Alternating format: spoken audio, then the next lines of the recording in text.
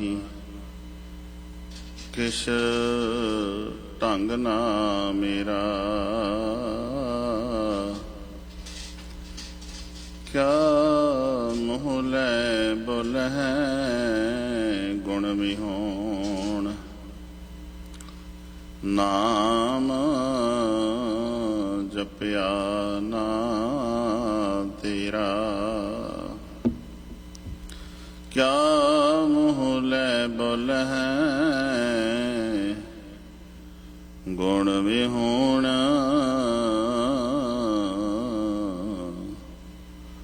नाम जपया ना तेरा।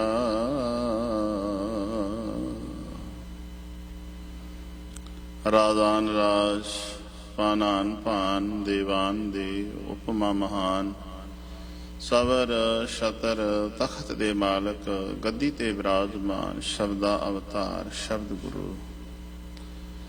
जागत जोत मन दे हनेरे नूं दूर कर। निरंकार परवतगार दे नाल मिलाउण वाले, सांझे रहबर मनुखता दा भला करन वाले साहिब श्री गुरु ग्रंथ साहिब महाराज जी, तिन्हां दे पावन हजूरी अंदर असीं बहुत घट गिणती विच तन करके आए होए हां। बहुताद गिणती घरां विच बैठ करके इस प्रोग्राम नूं असीं सरवण कर रहे हां।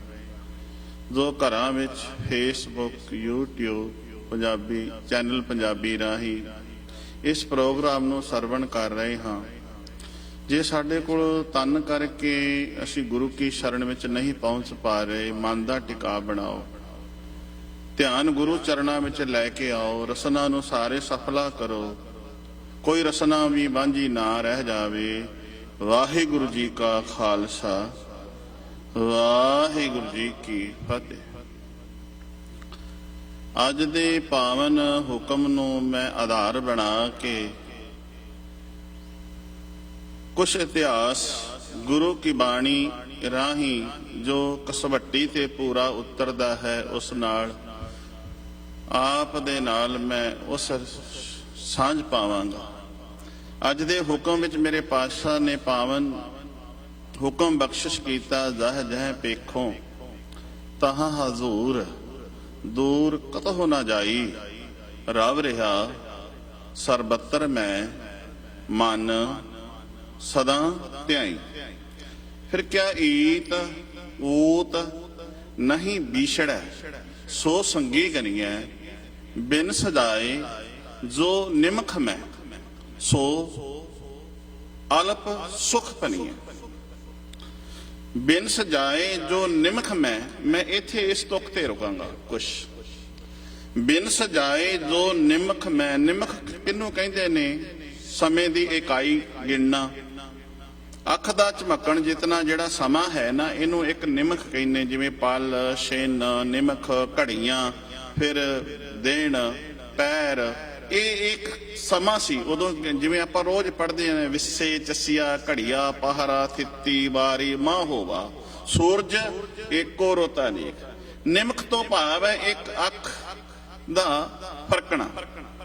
मेरे पातशाह जी कहंदे ने बिन सजाए, बिनस तो भाव है जिहड़ा सुख एक पल दे विच रंग विच, जिन्हों सीधा जा पंजाबी विच असीं कह लैंदे आ भंग पै गया।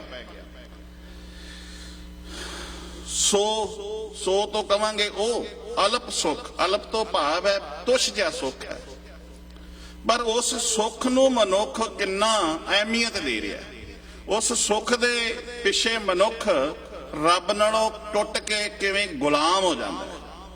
उस सुख नालों टुट, उस मनुख उस रब नालों टुट के इस सुख दे नाल किवें जुड़दा है ते इस गुलामी नूं किवें कबूल करदा है। इसे तुक नूं मैं होर तुकां दे नाल खुलांगा। ये जिहड़ा सुख है मनुख नूं गुलाम किवें बना दिंदा। मेरे पातशाह कहंदे ने सो अल्प सुख भनीए बिन सजाए, जिहड़ा एक निमख अख दे झमकण जितने समय विच मनुख नूं गुलाम बना दिंदा है, वो सुख ते तुछ है। किवें गुलाम बनाउंदा है? जदों मनुख संसार विच आउंदा है, फिर निरंकार नालों टुटदा है, ਸੰਸਾਰ ਨਾਲ ਜੁੜਦਾ ਹੈ। ਬਾਣੀ ਦੇ ਵਿੱਚ ਅਸੀਂ ਰਹਿਣਾ ਹੈ। ਮੇਰੇ ਪਾਤਸ਼ਾਹ ਕਹਿੰਦੇ ਨੇ ਵਿੱਚੋਂ ਗਰਭ ਹੈ ਨਿਕਲ ਆਇਆ ਖਸਮ ਮਾਲਕ, ਵਿਸਾਰ ਭੁਲਾ ਦਿੱਤਾ, ਦੁਨੀਆ ਦੇ ਨਾਲ ਉਹਨੇ ਆਪਣਾ ਚਿੱਤ ਲਾ ਲਿਆ। ਦੁਨੀਆ ਸੰਸਾਰ ਦੇ ਨਾਲ ਆਇਆ, ਨਿਰੰਕਾਰ ਨਾਲ ਟੁੱਟਾ ਤੇ ਸੰਸਾਰ ਨਾਲ ਜੁੜਿਆ, ਅਲਪ ਸੁਖ ਭਨੀਐ। ਤੇ ਜਦੋਂ ਸੰਸਾਰ ਨਾਲ ਜੁੜ ਗਿਆ, ਨਿਰੰਕਾਰ ਨਾਲ ਟੁੱਟ ਗਿਆ, ਤੇ ਫਿਰ ਸੰਸਾਰ ਨਾਲ ਜੁੜ ਕੇ ਗੁਲਾਮ ਕਿਵੇਂ ਹੁੰਦਾ ਹੈ? ਬਾਣੀ ਦੀ ਤੁਕ ਰੱਖਾਂਗਾ ਨਾਲ, ਕਿਆ ਕਾਲ ਬੂਤ ਕੀ ਹਸਤਨੀ ਮਨ ਬਉਰਾ। ਇੱਥੇ ਆਵਾਜ਼ ਹੀ ਦਿੱਤੀ, ਅਲਪ ਸੁਖ, ਤੁਛ ਜਿਹਾ ਸੁਖ, ਜਿਸ ਕਰਕੇ ਵੱਡੇ ਵੱਡੇ ਜਿਹੜੇ ਮਨੁੱਖ ਨੇ ਝੁਕ ਜਾਂਦੇ ਨੇ, ਗੁਲਾਮ ਹੋ ਜਾਂਦੇ ਨੇ, ਸ਼ਰਮਸਾਰ ਹੁੰਦੇ ਨੇ।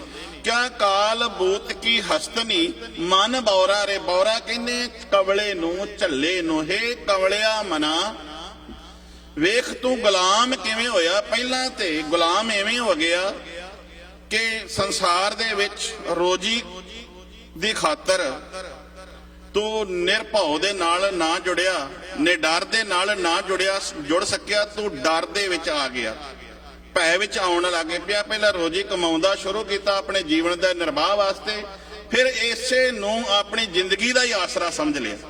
ਪਹਿਲਾਂ ਤੇ ਮਨੁੱਖ ਜਦੋਂ ਸੰਸਾਰ ਵਿੱਚ ਕਾਰ ਵਿਹਾਰ ਅਸੀਂ ਵਰਕ ਕਰਦੇ ਆ ਨਾ, ਕਹਿੰਦੇ ਆ ਵੀ ਮੇਰੇ ਜੀਵਨ ਦਾ ਨਿਰਵਾਹ ਹੋ ਜਾਵੇ, ਮੇਰੇ ਘਰ ਵਿੱਚ ਗਰੋਸਰੀ ਆ ਜਾਏ, ਮੇਰਾ ਖਾਣਾ ਪੀਣਾ ਜਿਹੜਾ ਪ੍ਰਸ਼ਾਦਾ ਇਹ ਥੋੜੇ ਢੰਗ ਨਾਲ ਚੱਲੇ, ਮੈਂ ਕਿਸੇ ਕੋਲੋਂ ਮੰਗਾ ਨਾ। ਠੀਕ ਹੈ, ਇਸ ਕਰਕੇ ਮਨੁੱਖ ਇਸ ਪਾਸੇ ਤੁਰਦਾ ਹੈ। ਫਿਰ ਜਦੋਂ ਇਸ ਪਾਸੇ ਤੁਰਦਿਆਂ ਇਸੇ ਨੂੰ ਹੀ ਆਪਣੇ ਜੀਵਨ ਦਾ ਆਧਾਰ ਬਣਾ ਲੈਂਦਾ, ਉਸ ਨਿਰੰਕਾਰ ਨਾਲੋਂ ਦੂਰ ਹੋ ਗਿਆ। ਫਿਰ ਧਨ ਇਕੱਠਾ ਕਰਦਿਆਂ ਜਦੋਂ ਮਨੁੱਖ ਦਾ ਗੁਲਾਮ ਕਿਉਂ ਹੁੰਦਾ ਹੈ? ਜਦੋਂ ਲਾਲਚ ਵਸ ਹੋ ਜਾਂਦਾ ਹੈ ਵੀ ਇਹਦੇ ਕੋਲੋਂ ਮੈਨੂੰ ਬਹੁਤ ਪ੍ਰੋਫਿਟ ਮਿਲ ਰਿਹਾ, ਬੜਾ ਧਨ ਮਿਲ ਰਿਹਾ, ਫਿਰ ਉਹਦੀਆਂ ਸੁਣਦਾ ਵੀ ਹੈ, ਉਹਦਾ ਗੁਲਾਮ ਹੋ ਕੇ ਰਹਿੰਦਾ, ਫਿਰ ਸਦਾ ਸਹਿਮਿਆ ਰਹਿੰਦਾ ਹੈ ਮੈਨੂੰ ਕਿਧਰੇ ਜੋਬ ਤੋਂ ਜਵਾਬ ਨਾ ਦੇ ਦੇ, ਮੈਨੂੰ ਇਹ ਕਿਧਰੇ ਕੱਢ ਨਾ ਦੇਵੇ। ਉਹਦਾ ਜੀਵਨ ਹੀ ਸਹਿਮ ਗੁਲਾਮ ਹੋ ਕੇ ਜੀਵਣਾ ਸ਼ੁਰੂ ਹੋ ਗਿਆ। ਅਲਪ ਸੁਖ, ਥੋੜਾ ਜਿਹਾ ਸੁਖ ਦੇ ਲਈ ਮਨੁੱਖ ਗੁਲਾਮ ਹੋ ਗਿਆ। ਮੇਰੇ ਸਾਹਿਬ ਜੀ, ਮੈਂ ਇਹ ਅੱਜ ਦੇ ਧਾਰਮਿਕ ਆਗੂਆਂ ਤੇ ਲਿਆਉਣਾ ਹੈ, ਕਿਉਂਕਿ 1984 ਚੱਲ ਰਹੀ ਹੈ, ਅਸੀਂ ਕਿੱਦਾਂ ਗੁਲਾਮ ਹੋਏ ਆ। ਧਾਰਮਿਕ ਆਗੂ ਜਿਨ੍ਹਾਂ ਦੇ ਵਿੱਚ ਅਸੀਂ ਵੀ ਤੇ ਜਿਹੜੇ ਸਾਡੇ ਲੀਡਰ ਜਿਹੜੇ ਸਾਨੂੰ ਲੀਡ ਕਰ ਰਹੇ ਨੇ, ਸਾਨੂੰ ਜਿਹੜੇ ਲੀਡ ਕਰ ਰਹੇ ਨੇ ਲੀਡਰ, ਜਿਨ੍ਹਾਂ ਵਿੱਚ ਧਾਰਮਿਕ ਆਗੂ ਵੀ ਆ ਗਏ, ਲੀਡਰ ਵੀ ਆ ਗਏ, ਕਿਵੇਂ ਗੁਲਾਮ ਹੁੰਦੇ ਨੇ, ਕਿਵੇਂ ਉਹ ਵਿਕ ਜਾਂਦੇ ਨੇ, ਕਿਵੇਂ ਉਹ ਮਨੁੱਖਤਾ ਨੂੰ ਜੋ ਸਹੂਲਤਾਂ ਪ੍ਰੋਵਾਈਡ ਕਰਵਾਉਣੀਆਂ ਚਾਹੀਦੀਆਂ ਨੇ ਉਹ ਨਹੀਂ ਕਰਾ ਪਾਉਂਦੇ, ਕਿਵੇਂ ਉਹ ਲਾਲਚ ਵਸ ਹੋ ਜਾਂਦੇ ਨੇ। ਅਲਪ ਜੇ ਤੁਛ ਜੇ ਸੁੱਖ ਦੇ ਪਿੱਛੇ ਮਨੁੱਖ। ਮੇਰੇ ਸਾਹਿਬ ਜੀ ਕਹਿੰਦੇ ਨੇ ਕਾਲ ਬੂਤ ਕੀ ਹਸਤਨੀ ਮਨ ਬੌਰਾ ਰੇ। ਹੇ ਕਮਲਿਆ ਮਨਾ ਬੇਸਮਝਾ।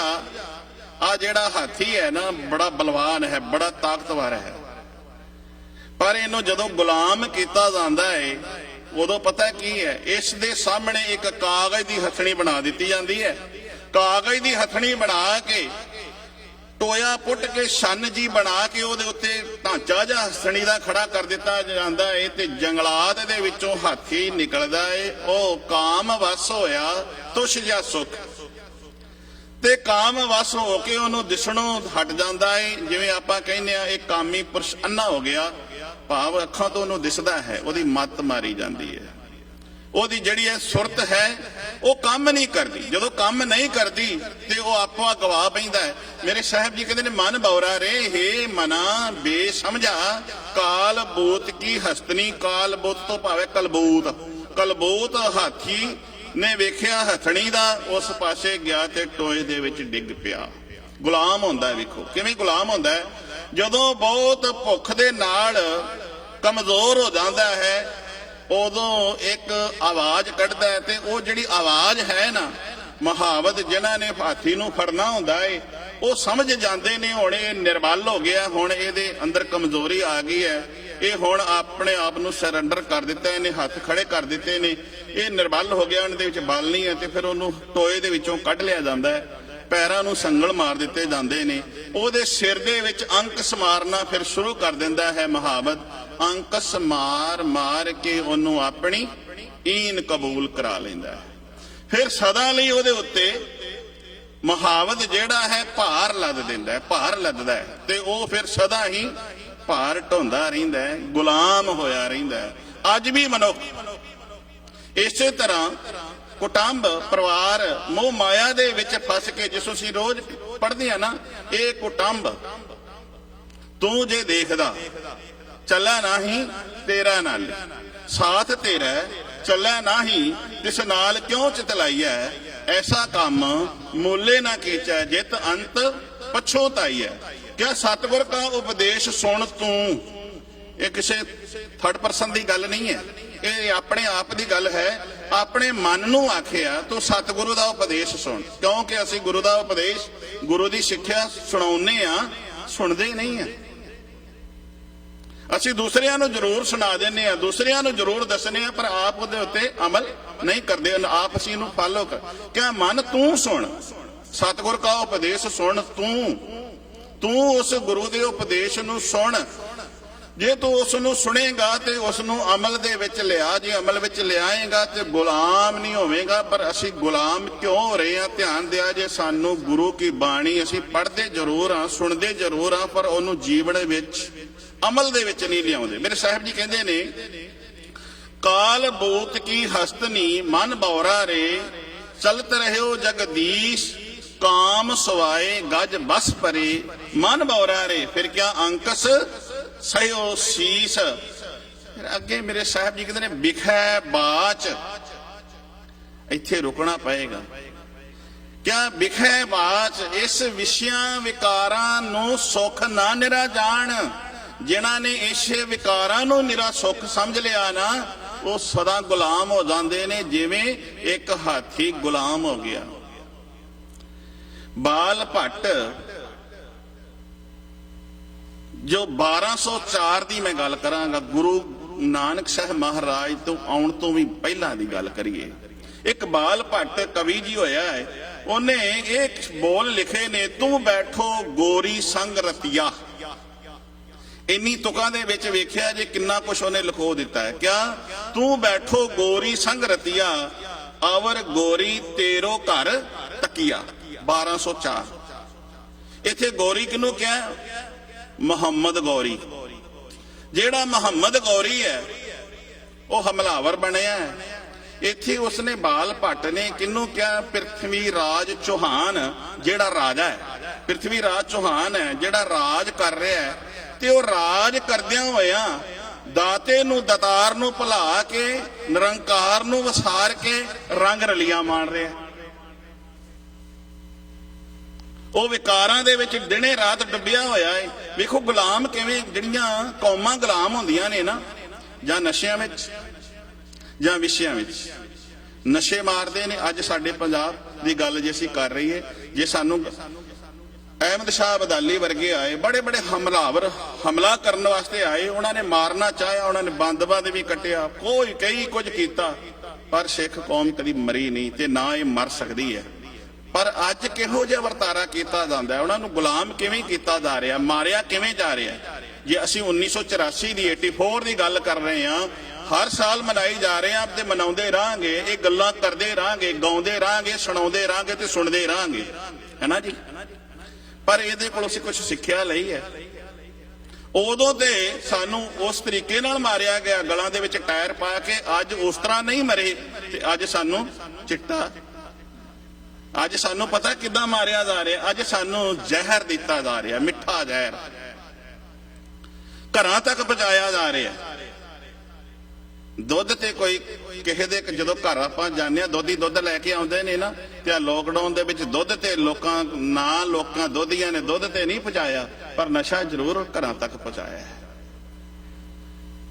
ਤੇ ਸਮੇਂ ਦੀਆਂ ਹੁਕੂਮਤਾਂ ਨੇ ਵੀ ਉਹ ਦੁਕਾਨਾਂ ਜ਼ਰੂਰ ਖੋਲ ਦਿੱਤੀਆਂ ਨੇ, ਹੋਰ ਭਾਵੇਂ ਖੁੱਲਣ ਤੇ ਭਾਵੇਂ ਨਾ ਖੁੱਲਣ, ਉਹ ਜ਼ਰੂਰ ਦੇ ਦਿੱਤੀਆਂ, ਖੋਲ ਦਿੱਤੀਆਂ ਨੇ। ਉਹਦੇ ਲਈ ਜ਼ਰੂਰ ਛੂਟ ਦੇ ਦਿੱਤੀ ਹੈ ਵੀ ਇਹਦੇ ਤੋਂ ਬਿਨਾਂ ਤੁਸੀਂ ਮਰ ਨਹੀਂ ਸਕਦੇ। ਇਹ ਅਸੀਂ ਖੋਲ ਰਹੇ ਹਾਂ ਵੀ ਇਹਦੇ ਨਾਲ ਤੁਹਾਡੇ ਛੇਤੀ ਪ੍ਰਾਣ, ਇਹਨਾਂ ਦੇ ਨਾਲ ਅਸੀਂ ਤੁਹਾਨੂੰ ਗੁਲਾਮ ਕਰਨਾ। ਕਿਉਂ ਕਿ ਤੁਹਾਨੂੰ ਅਸੀਂ ਸਰੀਰ ਕਰਕੇ, ਜੇ ਤੁਸੀਂ ਮਨ ਕਰਕੇ ਬਲਵਾਨ ਹੋ ਨਾ, ਤੇ ਤੁਹਾਨੂੰ ਤਨ ਕਰਕੇ ਕਮਜ਼ੋਰ ਕਰਨਾ ਹੈ। ਤੇ ਜਦੋਂ ਨਸ਼ਾ ਮਨੁੱਖ ਲਾਉਂਦਾ ਹੈ ਆਪਣੇ ਤਨ ਨੂੰ, ਉਦੋਂ ਸਰੀਰ ਕਰਕੇ ਗੁਲਾਮ ਉਦੋਂ ਹੁੰਦਾ ਹੈ ਜਦੋਂ ਅਸੀਂ ਸਰੀਰ ਕਰਕੇ ਕਮਜ਼ੋਰ ਹੋ ਜਾਂਦੇ ਆ, ਫਿਰ ਘਰਦਿਆਂ ਦੇ ਵੀ ਮੁਤਾਜ ਹੋ ਜਾਂਦੇ ਆ। ਬਾਹਰਦਿਆਂ ਦੀ ਤੇ ਗੱਲ, ਆਪਣਾ ਗਲਾਸ ਪਾਣੀ ਨਹੀਂ ਚੁੱਕ ਕੇ ਮਨੁੱਖ ਪੀ ਸਕਦਾ, ਮੁਤਾਜ ਹੋ ਗਿਆ, ਗੁਲਾਮ ਹੋ ਗਿਆ। ਤੇ ਮੇਰੇ ਸਾਹਿਬ ਜੀ ਸਾਨੂੰ ਕਹਿੰਦੇ ਨੇ, ਮੈਂ ਮਨੁੱਖ ਤੂੰ ਗੁਲਾਮ ਕਿਵੇਂ ਹੋ ਰਿਹਾ ਏ? ਐਸ਼ੋ ਇਸ਼ਰਤ ਰੰਗ ਰਲੀਆਂ ਜਦੋਂ ਪ੍ਰਿਥਵੀ ਰਾਜ ਚੌਹਾਨ ਮਾਨ ਰਿਹਾ ਸੀ, ਤੇ ਬਾਲ ਭੱਟ ਨੇ ਇਸ਼ਾਰਾ ਦੇ ਦਿੱਤਾ ਵੀ ਇਹ ਤੇਰੀਆਂ ਜਿਹੜੀਆਂ ਨੇ ਗੁਲਾਮੀ ਦੀਆਂ ਨਿਸ਼ਾਨੀਆਂ ਨੇ, ਇੱਕ ਦਿਨ ਤੂੰ ਗੁਲਾਮ ਹੋ ਜਾਏਗਾ। ਕਿਆ ਤੂੰ ਬੈਠੋ ਗੋਰੀ ਰੰਗ ਰਤੀਆ, ਤੂੰ ਭਾਵ ਰੰਗ ਰਲੀਆਂ ਮਾਰ ਰਿਹਾ।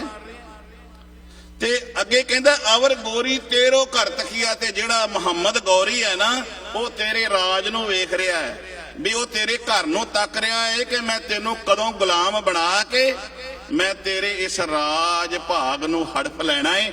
ਉਹ ਵੀ ਆਪਣੀਆਂ ਵਿਉਂਤਾਂ ਬਣਾ ਰਿਹਾ, ਤੂੰ ਇਹ ਵਿਉਂਤਾਂ ਬਣਾ ਰਿਹਾ।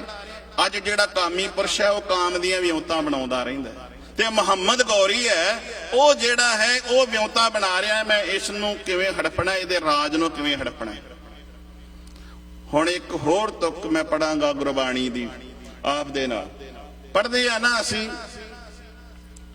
ਪਾਪ ਕੀ ਜੰਜ ਲੈ ਕਾਬਲੋਂ ਧਾਇਆ, ਜੋਰੀ ਮੰਗੈ ਦਾਨ ਵੇ ਲਾਲੋ।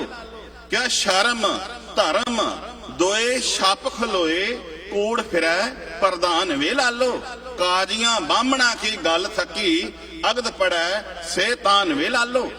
ਹੁਣ ਜਿਹੜੀ ਜਨੇਤ ਹੈ, ਇਹਨੂੰ ਜੰਜ ਕਹਿੰਦੇ ਆ, ਜਿਹੜੀ ਜੰਜ ਹੈ, ਵੇਖੋ ਜਦੋਂ ਬਰਾਤ ਆਉਂਦੀ ਹੈ, ਜਨੇਤ ਆਉਂਦੀ ਹੈ, ਤੇ ਉਸ ਦੇ ਉੱਤੇ ਕੇਸਰ ਦਾ ਛਿੜਕਾਵ ਕੀਤਾ ਜਾਂਦਾ ਸੀ। ਲੋਕ ਪਹਿਲਾਂ ਕੇਸਰ ਦਾ ਛਿੜਕਾਵ ਕਰਦੇ ਸਨ ਵੀ ਜੰਜ ਆਈ ਹੈ, ਬਰਾਤ ਆਈ ਹੈ। ਕਈ ਹੁਣ ਫੁੱਲਾਂ ਦਾ ਵੀ ਕਰਦੇ ਨੇ, ਪਰ ਇਸ ਜਨੇਤ ਨੂੰ, ਇਸ ਜੰਜ ਨੂੰ ਬਾਬਰ ਜਿਹੜਾ ਹੈ ਜਾਬਰ ਬਣ ਕੇ ਆ ਰਿਹਾ, ਹੁਕਮਰਾਨ ਬਣ ਕੇ ਆ ਰਿਹਾ, ਉਹ ਮੁਸ਼ ਕੋਰ ਰਵਾਇਆ ਵਾਲੀ ਗੱਲ ਕਰ ਰਿਹਾ, ਏਮਣਾ ਬਾਅਦ ਉੱਤੇ ਹਮਲਾ ਕਰ ਰਿਹਾ ਹੈ।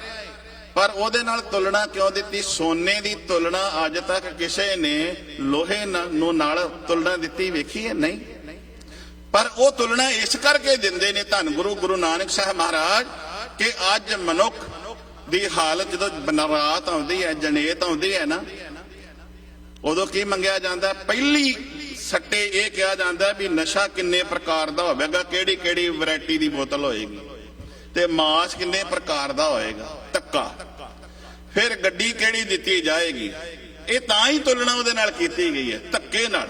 ਕਿਉਂਕਿ ਬਾਬਰ ਵੀ ਹੈ ਨਾ, ਕਿਆ ਕਾਜੀਆਂ ਬਾਹਮਣਾ ਕੀ ਗੱਲ ਥਕੀ। ਬਾਹਮਣ ਜਿਹੜੇ ਨੇ ਨਾ, ਉਹ ਹਿੰਦੂ ਧਰਮ ਦੇ ਵਿਆਹ ਕਰਾਉਂਦੇ ਨੇ, ਤੇ ਜਿਹੜੇ ਕਾਜੀ ਨੇ ਉਹ ਨਿਕਾਹ ਕਰਾਉਂਦੇ ਨੇ। ਹੁਣ ਨਾ ਕਾਜੀ ਰਹੇ ਤੇ ਨਾ ਬ੍ਰਾਹਮਣ ਰਹੇ, ਕੂੜ ਫਿਰੈ ਕੂੜ। ਸ਼ੈਤਾਨ ਨਿਕਾਹ ਪੜ ਰਹੇ ਨੇ, ਭਾਵ ਹਮਲਾਵਰ ਆਏ ਨੇ, ਬਾਬਰ ਦੇ ਫੌਜੀ ਜਿਹੜੇ ਆਏ ਨੇ ਉਹ ਹਮਲਾਵਰ ਬਣ ਗਏ ਨੇ, ਤੇ ਧੱਕੇ ਨਾਲ ਹਿੰਦੁਸਤਾਨ ਦੀ ਕੰਨਿਆ ਦਾ ਉਹ ਦਾਨ ਮੰਗ ਰਹੇ ਨੇ। ਕੰਨਿਆ ਦਾਨ ਤੋਂ ਭਾਵ ਹੈ ਬ੍ਰਾਹਮਣ ਹਿੰਦੂ ਜਿਹੜੇ ਨੇ ਉਹ ਕੰਨਿਆ ਦਾਨ ਕਰਦੇ ਨੇ। ਇਹ ਭਾਰਤ ਨੂੰ ਮੰਨ ਲਓ ਕੰਨਿਆ ਕਹਿ ਲਓ, ਤੇ ਬਾਬਰ ਜਾਬਰ ਬਣ ਕੇ ਆਇਆ ਹੈ, ਤੇ ਇਹ ਭਾਰਤ ਨੂੰ ਕੰਨਿਆ ਦਾਨ ਵਾਂਗੂ ਮੰਗ ਰਿਹਾ ਹੈ, ਹਮਲਾਵਰ ਹੋ ਕੇ ਆ ਰਿਹਾ। ਤੇ ਇਸ ਕਰਕੇ ਉਹਦੇ ਨਾਲ ਤੁਲਨਾ ਕੀਤੀ। ਅੱਜ ਵੀ ਜਿਹੜੀਆਂ ਜਨੇਤਾਂ ਆਉਂਦੀਆਂ ਨੇ, ਬਰਾਤਾਂ ਆਉਂਦੀਆਂ ਨੇ, ਜਦੋਂ ਅਸੀਂ ਅੱਜ ਪੰਜਾਬ ਵਿੱਚ ਵੇਖਦੇ ਆ, ਕੋਈ ਪੈਲੀ ਵੇਚਣ ਤੋਂ ਬਿਨਾਂ ਧੀ ਦਾ ਵਿਆਹ ਨਹੀਂ ਕਰ ਸਕਦਾ, ਕੋਈ ਕਰਜ਼ਈ ਨਾ ਹੋਵੇ, ਕੋਈ ਬਿਰਲੇ ਦੀ ਮੈਂ ਗੱਲ ਨਹੀਂ ਕਰਦਾ, ਬਹੁਤ ਆਦ ਗਿਣਤੀ ਇਹ ਹੈ ਪੈਲੀ ਵੇਚੋ ਫਿਰ ਬੱਚੀ ਦਾ ਵਿਆਹ ਕਰੋ। ਕਿਉਂ? ਪੈਲੀ ਗਹਿਣੇ ਪਾਓ ਫਿਰ ਧੀ ਦਾ ਆਨੰਦ ਕਾਰਜ ਪੜਾਓ। ਕਾਰਨ ਕੀ ਹੈ? ਵੇਖੋ ਵੇਖ, ਅਸੀਂ ਆਪਣੀ ਹੈਸੀਅਤ ਤੋਂ ਬਾਹਰ ਜਾਂਦੇ ਆ, ਬਈ ਫਲਾਣੇ ਨੇ ਫਲਾਣੇ ਬੈਂਕਟ ਹਾਲ ਦੇ ਵਿੱਚ ਵਿਆਹ ਕੀਤਾ, ਮੈਂ ਵੀ ਉੱਥੋਂ ਹੀ ਕਰਨਾ। ਬੜੇ ਬੜੇ ਮਹਿੰਗੇ ਬੈਂਕਟ ਹਾਲ ਨੇ। ਅੱਜ ਗੁਰੂ ਦਾ ਸਿੱਖ ਹੋਵੇ, ਗੁਰੂ ਕੀ ਬਾਣੀ ਪੜਨ ਵਾਲਾ ਹੋਵੇ, ਤੇ ਉਹ ਖੁਦ ਖੁਸ਼ੀ ਕਿਉਂ ਕਰੇ? ਸਾਨੂੰ ਖੁਦ ਖੁਸ਼ੀਆਂ ਕਰਨੀਆਂ ਕਿਉਂ ਪੈ ਰਹੀਆਂ ਨੇ? ਅਸੀਂ ਇੱਕ ਦੂਸਰੇ ਨੂੰ ਵੇਖਦਿਆਂ ਹੋਇਆਂ ਆਪਣੀ ਹੈਸੀਅਤ ਤੋਂ ਬਾਹਰ। ਪਹਿਲਾਂ ਲੋਕ ਕੀ, ਜਦੋਂ ਆਨੰਦ ਕਾਰਜ ਹੁੰਦੇ ਸਨ, ਵਿਆਹ ਹੁੰਦੇ ਸਨ, ਲੋਕ ਇੱਕ ਦੂਸਰੇ ਦੀ ਹੈਲਪ ਕਰਦੇ, ਘਰਾਂ ਵਿੱਚੋਂ ਦੁੱਧ ਪਹੁੰਚਾ ਦੇਣਾ, ਇੱਕ ਇੱਕ ਘਰ ਵਿੱਚੋਂ ਇੱਕ ਇੱਕ ਮੰਜਾ, ਇੱਕ ਇੱਕ ਬਿਸਤਰਾ ਮੰਗਾਉਂਦੇ ਸਨ। ਬਈ ਬਰਾਤ ਆਉਣੀ ਹੈ ਤੇ ਇੱਕ ਇੱਕ ਮੰਜਾ, ਤੇ ਇੱਕ ਇੱਕ ਘਰ ਪ੍ਰਤੀ ਮੰਜਾ ਆਵੇਗਾ ਤੇ ਬਿਸਤਰਾ ਆਵੇਗਾ, ਟੈਂਟ ਲਾਉਣਾ, ਮੰਜੇ ਵਿਛਾ ਦੇਣੇ, ਦੋਹਰਾ ਵਿਛਾ ਦੇਣੀਆਂ, ਉੱਥੇ ਬਰਾਤ ਨੇ ਬੈਠਣਾ, ਹੈ ਨਾ। ਫਿਰ ਲੰਗਰ ਜਦ ਅਸੀਂ ਅੱਜ ਪੰਗਤ ਵਿੱਚ ਬੈਠ ਕੇ ਲੰਗਰ ਛਕਦੇ ਆ, ਇਸ ਤਰ੍ਹਾਂ ਲੰਗਰ ਛਕਾਇਆ ਜਾਂਦਾ ਸੀ। ਅੱਜ ਅਸੀਂ ਉਹ ਬਰਾਤਾਂ ਨਹੀਂ ਰਹੀਆਂ। ਅੱਜ ਧੱਕੇ ਦੇ ਨਾਲ ਜੋਰੀ ਮੰਗੈ ਦਾਨ ਵੇ ਲਾ ਲਓ, ਨਾ ਸ਼ਰਮ ਰਿਹਾ ਨਾ ਧਰਮ ਰਿਹਾ। ਤੇ ਫਿਰ ਗੁਲਾਮ ਹੋਣ ਦੇ ਚਾਂਸ ਕਿਉਂ ਨਾ ਹੋਣ? ਅਸੀਂ ਗੁਲਾਮੀ ਵਾਲੇ ਪਾਸੇ ਕਿਉਂ ਆਪ ਜਾ ਰਹੇ ਹਾਂ? ਕਿਸੇ ਨੂੰ ਗੁਲਾਮ ਨਹੀਂ ਬਣਾਇਆ ਜਾਂਦਾ, ਮਨੁੱਖ ਆਪਣੇ ਆਪ ਗੁਲਾਮ ਬਣਦਾ ਹੈ। ਜਦੋਂ ਅਸੀਂ ਅੱਜ ਦੇ ਇਹ ਮੈਂ ਗੱਲ ਇਹ ਤਾਂ ਕਵਾਂਗਾ, ਮੈਂ ਆਪ ਜੀ ਦੇ ਇਹ ਜਿਹਨ ਵਿੱਚ ਪਾਉਣੀ ਚਾਹੁੰਦਾ, ਜੇ ਅਸੀਂ ਗੁਲਾਮੀ ਤੋਂ ਛੁਟਕਾਰਾ ਪਾਉਨੇ ਆ ਤਾਂ ਸਾਡੇ ਪਰਿਵਾਰਾਂ ਦੇ ਵਿੱਚ ਭੈਣਾਂ ਹੋਣ, ਮਾਵਾਂ ਹੋਣ, ਬੀਬੀਆਂ, ਜਿੰਨੇ ਵੀ ਸਾਡੇ ਪਰਿਵਾਰ ਦੇ ਘਰ ਦੇ ਮੈਂਬਰ ਨੇ, ਸਾਰੇ ਹੀ ਇਹ ਪ੍ਰਚਾਰ ਕਰਨ, ਸਾਰੇ ਹੀ ਇਹ ਧਿਆਨ ਦੇਣ ਕਿ ਕਿਸੇ ਦਾ ਪੁੱਤਰ ਉਹ ਸਾਡਾ ਹੈ। ਅਸੀਂ ਉਹਨੂੰ ਨਸ਼ੇ ਦੇ ਵੇਖਿਆ, ਜੇ ਨਸ਼ਾ ਖਾ ਰਿਹਾ ਹੈ ਤੇ ਉਹਨੂੰ ਸਮਝਾਈਏ, ਉਹਨੂੰ ਸਿੱਧੇ ਰਾਹ ਪਾਈ, ਉਹਨੂੰ ਆਪਣੇ ਗਲ ਨਾਲ ਲਾਈਏ। ਪਰ ਅੱਜ ਅਸੀਂ ਉਹ ਨਹੀਂ। ਅੱਜ ਅਸੀਂ ਆਪਣੀ ਰੋਜੀ ਦੇ ਲਈ, ਆਪਣੇ ਧਨ ਇਕੱਠਾ ਕਰਨ ਵਾਸਤੇ ਅਸੀਂ ਉਸ ਦੇ ਘਰ ਤੱਕ ਜ਼ਹਿਰ ਪਹੁੰਚਾ ਰਹੇ ਹਾਂ ਵੀ ਤੂੰ ਖਾ। ਮੈਂ ਇੱਕ ਗੱਲ ਗੁਰਦੁਆਰਾ ਬੰਗਲਾ ਸਾਹਿਬ ਲਾਈਵ ਤੇ ਕਥਾ ਕਰਦਿਆਂ ਵੀ ਗੱਲ ਕਹੀ ਸੀ, ਜਿਹੜਾ ਅੱਜ ਨਸ਼ਾ ਕਿਸੇ ਦੇ ਘਰ ਤੱਕ, ਕਿਸੇ ਦੇ ਬੱਚਿਆਂ ਤੱਕ ਪਹੁੰਚਾ ਰਿਹਾ ਹੈ, ਬਈ ਇਹ ਖਾਏ ਤੇ ਮੇਰੇ ਘਰ ਪੈਸਾ ਆਏ। ਪਰ ਇੱਕ ਦਿਨ ਜਿਹੜਾ ਨਸ਼ਾ ਵੇਚਣ ਵਾਲਾ ਹੈ, ਉਸ ਨੂੰ ਇਹ ਸਮਝ ਲੈਣਾ ਚਾਹੀਦਾ, ਜਦੋਂ ਤੇਰੇ ਬੱਚੇ, ਤੇਰੇ ਨਿਆਣੇ ਸਕੂਲ ਵਿੱਚ ਜਾਂ ਕਾਲਜ ਵਿੱਚ ਜਾਂ ਕਿਸੇ ਮਹਿਕਮੇ ਦੇ ਅੰਦਰ, ਇਹ ਬੱਚੇ ਜਿਹੜੇ ਨੇ ਤੇਰੇ, ਉਹਨਾਂ ਦੀ ਸੰਗਤ ਕਰਨਗੇ ਜਿਨ੍ਹਾਂ ਨੂੰ ਤੂੰ ਨਸ਼ੇ ਦੇ ਉੱਤੇ ਲਾਇਆ ਹੋਇਆ ਹੈ। ਜਦੋਂ ਉਹਨਾਂ ਦੇ ਨਾਲ ਬੈਠਣਗੇ, ਜਦੋਂ ਉਹਨਾਂ ਦੀ ਸੰਗਤ ਕਰਨਗੇ, ਇੱਕ ਦਿਨ ਇਹ ਵੀ ਉਹਨਾਂ ਵਰਗੇ ਹੋ ਜਾਣਗੇ। ਤੇ ਜਦੋਂ ਇਹ ਉਹਨਾਂ ਵਰਗੇ ਹੋ ਗਏ, ਜਿਵੇਂ ਉਹਨਾਂ ਦੇ ਮਾਪੇ ਅੱਖਾਂ ਦੇ ਵਿੱਚ ਘਸੁੰਨ ਦੇ ਕੇ ਰੋ ਰਹੇ ਨੇ, ਇਹ ਨਾ ਹੋਵੇ ਫਿਰ ਤੈਨੂੰ ਵੀ ਰੋਣਾ ਪੈ ਜਾਏ। ਇਹ ਨਾ ਹੋਵੇ ਕਿ ਜਿਵੇਂ ਜੀ ਹਾਲਤ ਉਹਨਾਂ ਦੀ ਹੈ ਉਵੇਂ ਜੀ ਤੇਰੀ ਵੀ ਹੋ ਜਾਵੇ। ਇਹ ਜਿਹੜੀਆਂ ਗੱਲਾਂ ਸਾਨੂੰ ਸਮਝਣੀਆਂ ਚਾਹੀਦੀਆਂ ਨੇ। ਗੁਲਾਮੀ ਵਾਲਾ ਜਿਹੜਾ ਹੈ ਕਨਸੈਪਟ ਮੈਂ ਇਹ ਲਿਆ ਹੈ ਕਿ ਅਸੀਂ ਗੁਲਾਮ ਕਿਉਂ ਹੋ ਰਹੇ ਹਾਂ। ਮੇਰੇ ਪਾਤਸ਼ਾਹ ਦੀ ਬਾਣੀ ਪੜਨ ਵਾਲਾ ਰੋਜ਼ ਆਪਣੇ ਮਨ ਨੂੰ ਕਵੇ, ਕਾਲ ਬੂਤ ਕੀ ਹਸਤਨੀ ਮਨ ਬੌਰਾ ਰੇ। ਇਹ ਕਵਲਿਆ ਚੱਲਿਆ, ਹਾਥੀ ਵੇਖ ਕਿੱਡੀ ਤਾਕਤ ਵਾਲਾ ਸੀ, ਪਰ ਕਾਮ ਵਸ ਹੋ ਕੇ ਉਹ ਗੁਲਾਮ ਹੋ ਗਿਆ। ਵੇਖ ਮਨੁੱਖ, ਧਾਰਮਿਕ ਲੀਡਰ ਜਾਂ ਧਾਰਮਿਕ ਆਗੂ ਜਿਹੜੇ ਨੇ ਇਹ ਸਮਝਣ ਕਿ ਲਾਲਚ ਵਸ ਹੋ ਕੇ ਅਸੀਂ ਆਪ ਤੇ ਗੁਲਾਮ, ਆਪਣੀ ਕੌਮ ਨੂੰ ਤੇ ਗੁਲਾਮ ਨਹੀਂ ਕਰ ਰਹੇ। ਅਸੀਂ ਉਹਨਾਂ ਦੇ ਨਾਲ ਕਿਤੇ ਧੱਕਾ ਦੇ ਨਹੀਂ ਕਰ ਰਹੇ। ਮੇਰੇ ਸਾਹਿਬ ਜੀ ਸਾਨੂੰ ਅੱਜ ਸਮਝਾ ਰਹੇ ਨੇ, ਵਿਖੇ ਬਾਚ ਹਰ ਰਾਚ ਸਮਝ ਮਨ ਬੌਰਾ ਰੇ। ਵਿਖੇ ਬਾਚ, ਇਸ ਵਿਕਾਰਾਂ ਤੋਂ ਬਚ, ਇਸ ਲਾਲਚ ਤੋਂ ਬਚ ਤੇ ਰੱਬ ਦੇ ਰੰਗਾਂ ਵਿੱਚ ਰੰਗਿਆ ਰਹਿ। ਸਮਝ ਮਨ ਬੌਰਾ ਰੇ, ਕਮਲਿਆ ਮਨਾ ਤੂੰ ਸਮਝ। ਜਦੋਂ ਮਾਂ ਦੀ ਕੁੱਖ ਦੇ ਵਿੱਚ ਬਾਲਕ ਦਾ ਪ੍ਰਵੇਸ਼ ਹੁੰਦਾ ਹੈ, ਅਜੇ ਉਹਦਾ ਜਨਮ ਨਹੀਂ ਹੁੰਦਾ, ਤੇ ਜਦੋਂ ਜਨਮ ਨਹੀਂ ਹੁੰਦਾ, ਜਦੋਂ ਪ੍ਰਵੇਸ਼ ਹੁੰਦਾ ਹੈ ਮਾਂ ਦੇ ਅਸਤਨਾਂ ਦੇ ਵਿੱਚ ਦੁੱਧ ਆ ਜਾਂਦਾ ਹੈ। ਮਾਂ ਦੇ ਅਸਤਨਾਂ ਵਿੱਚ ਦੁੱਧ ਆ ਜਾਂਦਾ ਹੈ। ਇਸੇ ਤਰ੍ਹਾਂ ਜੇ ਮਨੁੱਖ ਲਾਲਚ ਵਸ ਹੋ ਕੇ ਤੂੰ ਆਪ ਤੇ ਗੁਲਾਮ ਹੋ ਰਿਹਾ ਹੈ, ਆਪਣੀ ਕੌਮ ਨੂੰ ਗੁਲਾਮ ਕਰ ਰਿਹਾ ਹੈ, ਕਦੀ ਸੋਚਿਆ ਜਦੋਂ ਤੂੰ ਸੰਸਾਰ ਤੇ ਆਇਆ ਸੀ, ਜਿਸ ਲਾਲਚ ਵਸ ਹੋ ਕੇ ਤੂੰ ਰੱਬ ਨੂੰ ਭੁਲਾਈ ਬੈਠਾ ਹੈ, ਜਦੋਂ ਤੂੰ ਸੰਸਾਰ ਤੇ ਆਇਆ ਸੀ ਕਿਹੜਾ ਇੰਤਜ਼ਾਰ ਕੀਤਾ ਸੀ, ਕਿਹੜਾ ਇੰਤਜ਼ਾਮ ਕੀਤਾ ਸੀ? ਮਾਂ ਦੀ ਕੁੱਖ ਵਿੱਚ ਆਇਆ ਸੀ, ਆਉਂਦਿਆਂ ਤੈਨੂੰ ਸੰਸਾਰ ਵਿੱਚ ਜਦੋਂ ਜਨਮ ਮਿਲਿਆ ਤੈਨੂੰ ਦੁੱਧ ਮਿਲ ਗਿਆ। ਇੱਕ ਸ਼ਾਇਰ ਨੇ ਬਹੁਤ ਸੋਹਣਾ ਲਿਖਿਆ, ਜਬ ਦਾਂਤ ਨਾ ਤਬ दूध दिया, ਦਾਂਤ ਦੀਏ ਕਿਆ ਰੋਜੀ ਨਾ ਦੇ ਹੈ। ਜਦੋਂ ਦੰਦ ਨਹੀਂ ਸਨ ਰੱਬ ਨੇ, ਉਦੋਂ ਤੈਨੂੰ ਮਾਂ ਦੇ ਕੁੱਖ ਵਿੱਚੋਂ ਜਨਮ ਲਿਆ ਤੇ ਆਉਂਦਿਆਂ ਤੈਨੂੰ ਦੁੱਧ ਮਿਲ ਗਿਆ। ਜੇ ਤੈਨੂੰ ਅੱਜ ਦੰਦ ਰੱਬ ਨੇ ਦਿੱਤੇ ਨੇ, ਕੀ ਰੋਜੀ ਨਹੀਂ ਦੇਗਾ?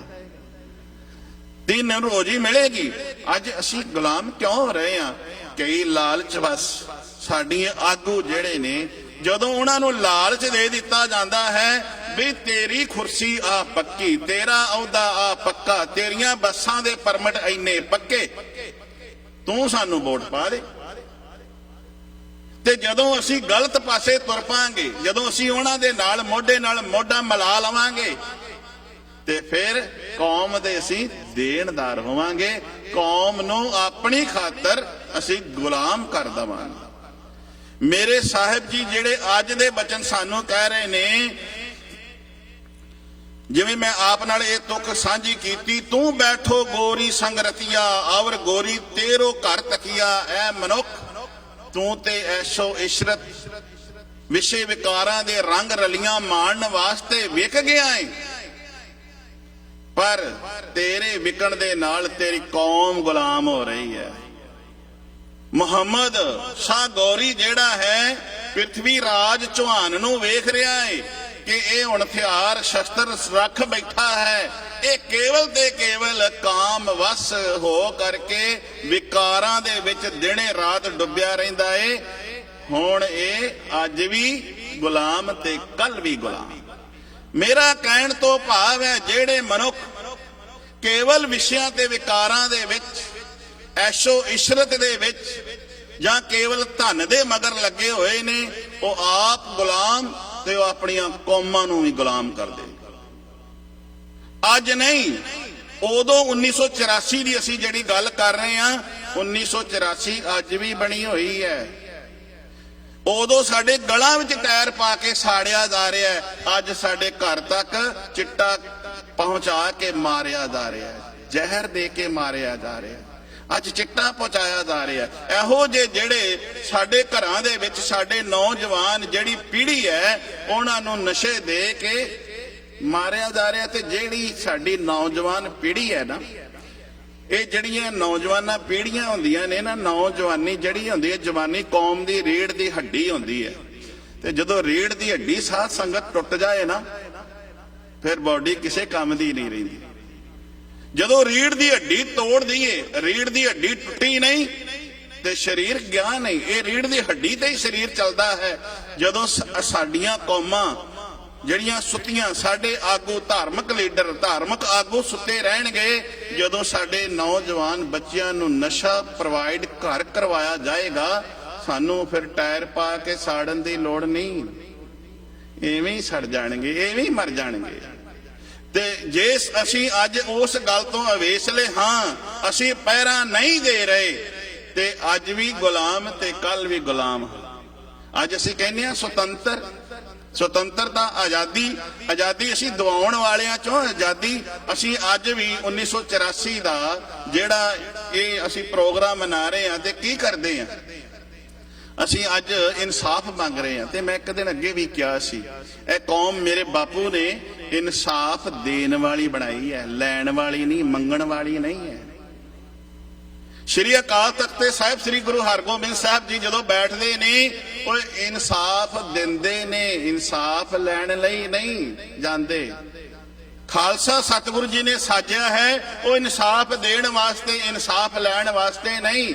ਪਰ ਜੇ ਅਸੀਂ ਆਪਣੇ ਅਕੀਦੇ ਤੋਂ ਡੋਲ ਗਏ ਤੇ ਫਿਰ ਇਨਸਾਫ ਮੰਗਦੇ ਰਵਾਂਗੇ, ਫਿਰ ਇਨਸਾਫ ਸਾਨੂੰ ਮਿਲਣਾ ਵੀ ਨਹੀਂ ਹੈ। ਤੇ ਜੇ ਇਨਸਾਫ ਲੈਣਾ ਹੈ ਤੇ ਕਵੀ ਜੀ ਭਾਈ ਸੰਤੋਖ ਸਿੰਘ ਜੀ ਲਿਖਦੇ ਨੇ, ਸ਼ਸਤਰ ਕੇ ਅਧੀਨ ਹੈ ਰਾਜ। ਜੇ ਇਨਸਾਫ ਲੈਣਾ ਹੈ ਨਾ, ਤੇ ਸ਼ਸਤਰ ਧਾਰਨ ਕਰਨਾ ਪੈਣਾ। ਸ਼ਾਸਤਰ ਤੇ ਸ਼ਸਤਰ ਦਾ ਮਿਲਾਪ, ਭਗਤੀ ਤੇ ਸ਼ਕਤੀ, ਜਿਸ ਨੂੰ ਅਸੀਂ ਰੋਜ਼ ਕਹਿੰਦੇ ਹਾਂ, ਭਗਤੀ ਤੇ ਸ਼ਕਤੀ। ਜੇ ਗੁਲਾਬ ਦੇ ਸੁੰਦਰ ਫੁੱਲ ਨੇ ਨਾ, ਤੇ ਤੁਸੀਂ ਉਹਦੀ ਟਾਹਣੀ ਨਾਲ ਵੇਖੋ, ਕੰਡੇ ਵੀ ਲੱਗੇ ਹੋਏ। ਜੇ ਸੋਹਣਾ ਗੁਲਾਬ ਲੱਗਦਾ ਹੈ, ਤੇ ਜੇ ਗੁਰੂ ਨਾਨਕ ਦਾ ਇਹ ਫੁੱਲ ਸੁੰਦਰ ਹੈ ਨਾ, ਤੇ ਮੇਰੇ ਪਾਤਸ਼ਾਹ ਨੇ ਨਾਲ ਸਾਨੂੰ ਸ਼ਸਤਰ ਵੀ ਦਿੱਤਾ ਹੈ, ਪਰ ਅਸੀਂ ਸ਼ਸਤਰ ਨਹੀਂ। ਕਿਆ ਸ਼ਸਤਰ ਕੇ ਅਧੀਨ ਹੈ ਰਾਜ, ਜੋ ਨਾ ਧਰੈ ਤਿਸ ਬਿਗੜੈ ਕਾਜ। ਜੇ ਗੁਲਾਮੀ ਦੀਆਂ ਜੰਜੀਰਾਂ ਕੱਟਣੀਆਂ ਨੇ, ਤੇ ਸਾਨੂੰ ਸ਼ਸਤਰ ਧਾਰਨ ਕਰਨੇ ਪੈਣਗੇ। ਕਿਆ ਜਾਂ ਤੇ ਸਰਬ ਖਾਲਸਾ ਸੁਣੀਐ। ਇਹ ਖਾਲਸਾ ਜੀ ਸਾਰਿਆਂ ਨੂੰ ਮੈਂ ਕਹਿ ਰਿਹਾ, ਜਿਵੇਂ ਆਪਾਂ ਰੋਜ਼ ਬਾਣੀ ਪੜ੍ਹਦੇ ਨਾ, ਸਾਚ ਕਹੋ ਸੁਣ ਲਿਹੋ ਸਭੈ, ਸਾਰੇ ਸੁਣੋ। ਕਵੀ ਜੀ ਕਹਿੰਦੇ ਨੇ, ਜਾਂ ਤੇ ਸਰਬ ਖਾਲਸਾ ਸੁਣੀਏ ਆ ਯੁੱਧ, ਸਰਬੇ ਉੱਤਮ ਗੁਣੀਏ। ਯੁੱਧ ਤੋਂ ਭਾਵ ਹੈ ਸ਼ਸਤਰ ਧਾਰਨਾ, करना सब तो उत्तम जानो शस्त्र धारण करना। फिर क्या, जब हमरे दर्शन को आवो बने सुचेत तन शस्त्र सजावो। मेरे पातशाह ने कहा सी हरगोबिंद साहब महाराज ने, जदों सिखो जदों मेरे दर्शन करने लई आवो शस्त्र धारण करके आओ। शस्त्र धारण कीते होणगे, तुसी शस्त्रां नूं सजाया होवेगा ते जदों तुसी सज धज के शस्त्रां नाल लैस हो के घोड़े ते सवार हो के आओगे ते मैं तुहानूं खुश वेखांगा, प्रसन्नता मेरी तुहाडे उत्ते होवेगी। किते बापू कहंदा है कि मेरा पुੱਤਰ टुੱਟੀਆਂ ਚੱਪਲਾਂ पाई फिरदा होवे, रुलिया खुलिया होवे, नहीं, ਉਹ ਆਪ ਭਾਵੇਂ ਰੁਲਿਆ ਖੁਲਿਆ ਹੋਵੇ ਪਰ ਉਹਦਾ ਜਦੋਂ ਪੁੱਤਰ ਕਿਧਰੇ ਕਿਸੇ ਅਹੁਦੇ ਤੇ ਹੋਵੇ, ਕਿਧਰੇ ਚੰਗੇ ਬ੍ਰਾਂਡਡ ਕੱਪੜੇ ਪਾਏ ਹੋਣ, ਚੰਗੇ ਬੂਟ ਸ਼ੂਟ ਪਾਏ ਹੋਣ ਤੇ ਦੂਰੋਂ ਹੀ ਕਹਿੰਦਾ ਹੈ ਉਹ ਮੇਰਾ ਪੁੱਤਰ ਆ ਰਿਹਾ ਹੈ। ਮੇਰੇ ਗੁਰੂ ਨੇ ਕਦੇ ਨਹੀਂ ਕਿਹਾ ਵੀ ਤੂੰ ਰੁਲਿਆ ਖੁਲਿਆ ਰਹਿ, ਤੂੰ ਚੰਗੀਆਂ ਗੱਡੀਆਂ ਵੀ ਰੱਖ, ਚੰਗੇ ਬ੍ਰਾਂਡਡ ਕੱਪੜੇ ਵੀ ਪਾ, ਹਰ ਫੈਸ਼ਨੈਲਿਟੀ ਹੰਢਾ, ਪਰ ਚਿੱਤ ਦੇ ਵਿੱਚ ਚੇਤਾ ਤੇਰਾ ਬਾਪੂ ਰਵੇ। ਉਹਨੇ ਕੀ ਕਿਹਾ ਸੀ जो उसने उपदेश दिते ने ना, धन जियो ते को जग में, मुख ते हार चित में युद्ध विचार। मुख तो तेरे वाहिगुरु वाहिगुरु चलदा होवे ते विउंतां तेरियां राज नूं बनाउण दियां ते चलाउण दियां चलदियां होण। ਇਹ ना होवे कि तू गफलत दी नींदरे सौ जावे ते तेरा गुलाम हो जावे, तेरा राज भाग चले जावे। मैं एक तुक कह के समाप्ति करदा, इनू जरूर याद करिया जे। तू बैठो गोरी संगरतिया अवर गोरी तेरो कर तकिया।